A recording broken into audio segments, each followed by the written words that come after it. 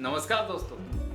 आज हम मानव शरीर के सबसे महत्वपूर्ण अंग मस्तिष्क, उसकी long term memory, analytical power और इन सब का नींद से डायरेक्ट संबंध पर बात कर रहे हैं। मनुष्य को कम से कम कितने घंटे सोना चाहिए?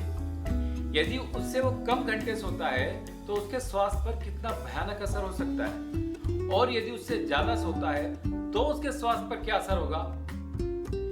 आपने देखा होगा कि जनरली बच्चे एग्जाम में ज्यादा मार्क्स लाने के लिए या टॉप करने के लिए वो नींद के घंटे कम कर देते हैं और पढ़ाई के घंटे बढ़ा देते हैं। और ऐसा ही कुछ यूपीएससी या अदर कॉम्पिटिटिव एग्जाम की तैयारी करने वाले स्टूडेंट्स भी करते हैं।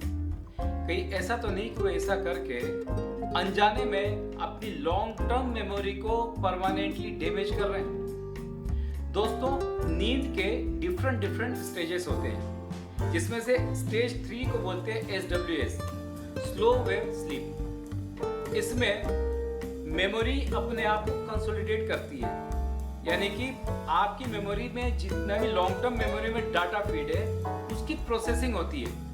अब यदि नींद पूरी नहीं होगी तो ये कंसोलिडेशन नहीं होगा, प्रोसेसिंग नहीं होगी। इसके अलावा जो स्टेज 3 है उसी पीरियड में मैक्सिमम ग्रोथ हार्मोन्स का सीक्रेशन होता है, और ये ग्रोथ हार्मोन जो है आपके मस्तिष्क के जो टिश्यूज का वियरिंग, टियरिंग और डैमेज है उसको रिपेयर करते हैं। फिर वही कि अगर आपकी नींद पूरी नहीं हुई तो ये डैमेज रिपेयर नहीं हो पाएगा।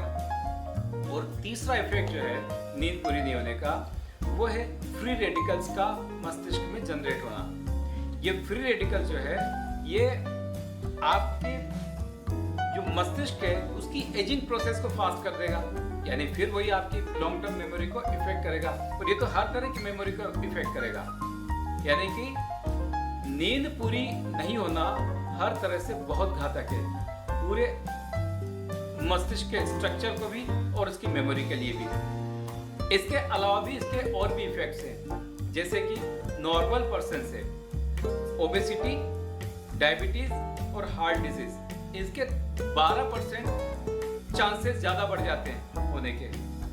अब यदि इससे ज्यादा नींद लेते हैं तो क्या होगा? अगर आपको ऐसा लगता है कि इससे कुछ ब्रेन फंक्शन को कुछ ज्यादा फायदा मिलेगा तो ऐसा नहीं है। ब्रेन फंक्शन को कोई भी एक्स्ट्रा एडवांटेज नहीं मिलेगा। हाँ, लेकिन ओबेसिटी, हार्ट डिजीज और शुगर, इसके होने के नॉर्मल पर्सन से 30% ज्यादा चांस बन जाएंगे।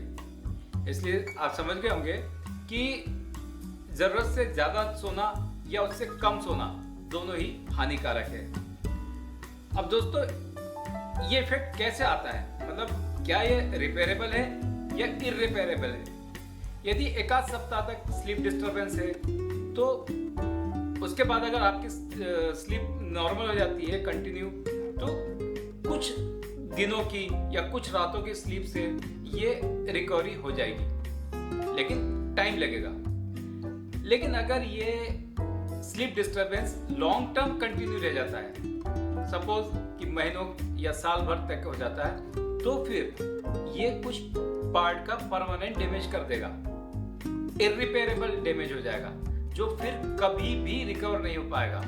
तो आप समझ सकते हैं कि नींद कितनी जरूरी है, और लॉन्ग टर्म जो डैमेज है वो आपके पूरे कैरियर को डैमेज करेगा। तो दोस्तों, ये रही बात कम से कम घंटे, कम से कम कितनी नींद जरूरी है। एडल्ट के लिए 7 से 8 घंटे और टीनेजर्स के लिए 8 से 10 घंटे। अब आते हैं हम कि क्वालिटी ऑफ स्लीप और कितनी जल्दी नींद आती है।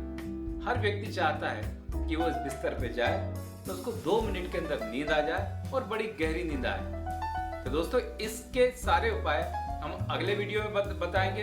अगर आपको ये वीडियो पसंद आया हो, अच्छा लगा हो, तो लाइक कीजिए, शेयर कीजिए और चैनल को सब्सक्राइब कीजिए और बेल आइकन जरूर दबाइए, जिससे आने वाले वीडियोस की इंफॉर्मेशन आपको मिल जाए। नमस्कार दोस्तों।